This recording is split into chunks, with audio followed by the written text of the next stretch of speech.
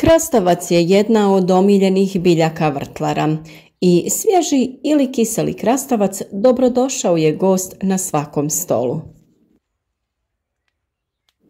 Ali ponekad napori utrošeni na njegovo uzgajanje postaju uzaludni, jer kao rezultat dobijemo gorak krastavac.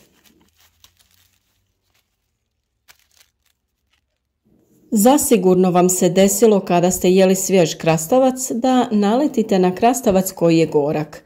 To baš može biti nezgodno, jer samo jedan gorak krastavac može da pokvari cijelu salatu. Zato smo odlučili da ovdje podijelimo nekoliko savjeta kako da krastavac ne bude gorak, bilo da ih uzgajate ili kupujete za salatu.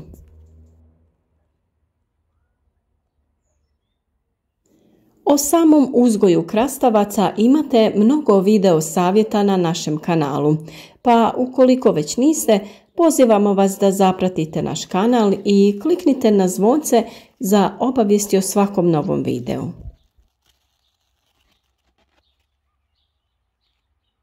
S vama smo do sada podijelili sve savjete vezano za sadnju, uzgoj presadnica, prihranu, održavanje zdrave stabljike i naravno zaštite od bolesti. Pa ukoliko uzgajate sami svoje povrće, svakako pregledajte videe kako uzgojiti zdrave i plodonosne krastavce. A sada da se mi vratimo našoj današnjoj temi, a to je zašto je neki krastavac gorak. Uzroci gorčine su naime sljedeći: obilno ili neadekvatno zalijevanje biljaka, hladna voda prilikom zalijevanja, neadekvatna i nepravilna gnojidba, te vruće sunčano vrijeme. Naime, neki krastavci budu gorki zato što su prilikom rasta i sazrijevanja plodova vremenske prilike bile nepovoljne.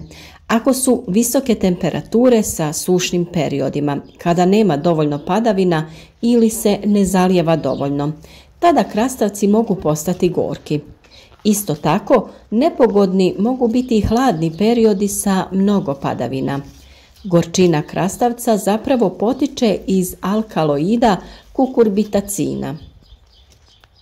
Postoje neke sorte, hibridi koji nemaju ovaj alkaloid, pa zbog toga nikada nisu gorki, ali domaće sorte krastavca za salatu, kao i kornišoni, ga sadrže.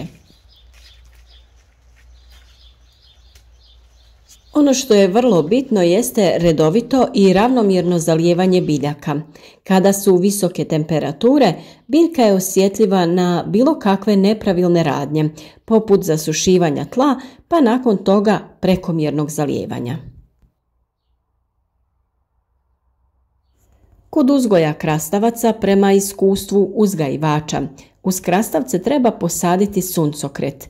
Naime, suncokret izvlači iz zemlje gorke materije i na taj način djeluje preventivno na krastavce, da ne postanu gorki.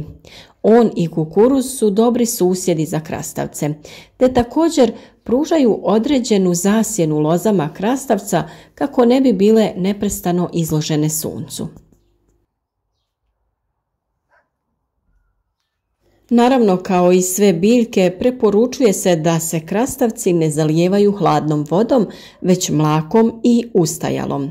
Zalijevanje krastavaca potrebno je vršiti u ranim jutarnjim satima ili uveče, kada su niže temperature. Svakako je to bolje činiti ujutro jer se sa hlađenjem zraka hladi i gornji sloj zemlje, pa biljke ne dožive šok prilikom zalijevanja. Zato se preporučuje uvijek imati spremnu vodu kako bi i ona bila poprilično iste temperature. U starija vremena postojala su razna vjerovanja i pravila vezana za mnogo stvari, pa tako i za povrtlarstvo.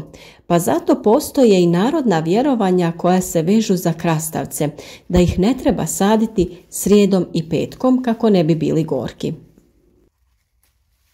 Pa ukoliko ste skloni ovakvim vjerovanjima, ništa vas ne košta da prilikom sljedeće sadnje krastavca to i isprobate. A ova biljka voli i vrhunsku prihranu, ali ne podnosi visoku koncentraciju elemenata. Važno je održavati ravnotežu. Naime, krastavac voli dušik u ranim fazama razvoja i bit će vrlo korisno kako bi stabljika bila što zdravija i bolje napredovala, ali višak dušika dovodi do pojave gorkih krastavaca, tako da u daljnjem razvoju on nije potreban nego samo nakon nicanja. Unošenje fosfora i kalija prihranu krastavca će učiniti potpunom, tako da su to elementi koji će utjecati na pravilan razvoj ploda za što je zadužen kalij. Fosfor je, kao i u samom razvoju korijena na početku, bitan i kasnije. Na taj način održavamo zdrav korijen te protok hranjivih tvari kroz samu biljku. Biljka sa zdravim korijenom bolje usvaja hranjiva. Kada su visoke temperature, folijarna prihrana je najbolje rješenje, jer biljka prestaje sa razvojem i usvajanjem hranjiva ako su temperature više od 35 stepeni.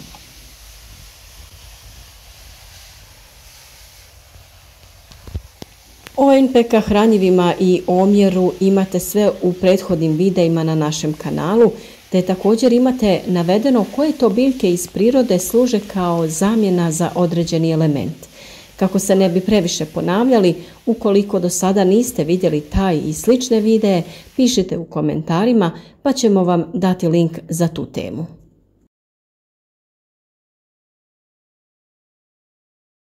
Vrlo dobar način uzgoja je onaj uz mrežu, jer su krastavci tada otporniji na razne bolesti. Uklanjanje zaperaka je također preventiva kako ne bi imali gorke plodove. Naime, duge loze i zaperci uzrokuju gorčinu, jer biljka ne može u sve dijelove pravilno rasporediti protok hranjiva.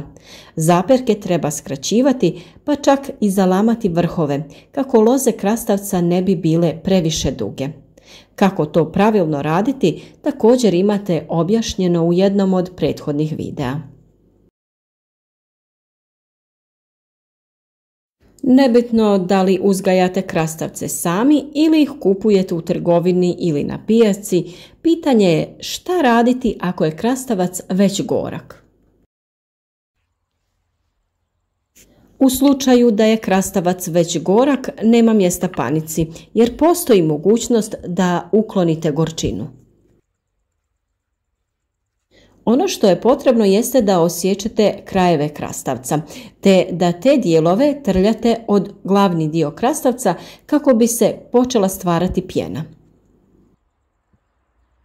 Kao što vidite, ta pjena je bijele boje i prilikom trljanja dolazi do njenog stvaranja. Na taj način se u stvari izdvaja gorčina iz krastavca. Potrebno je da trljate par minuta, a onda operite krastavac. Ili jednostavno možete da uklonite tanki dio toga kraja. Tada bi gorčina trebala da se sapere i da krastavac postane jestiv.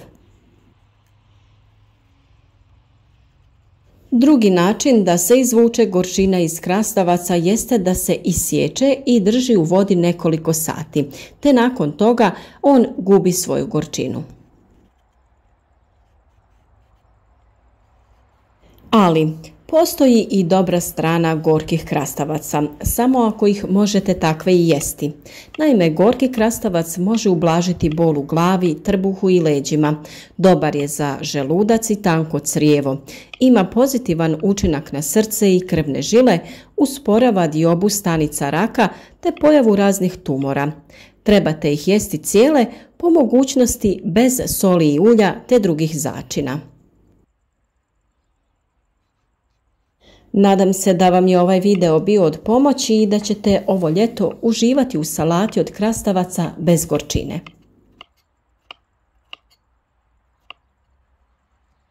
A ja ću se potruditi da u opisu videa navedem linkove svih video savjeta koji su vezani uz temu krastavaca kako bi vam bili lakše dostupni.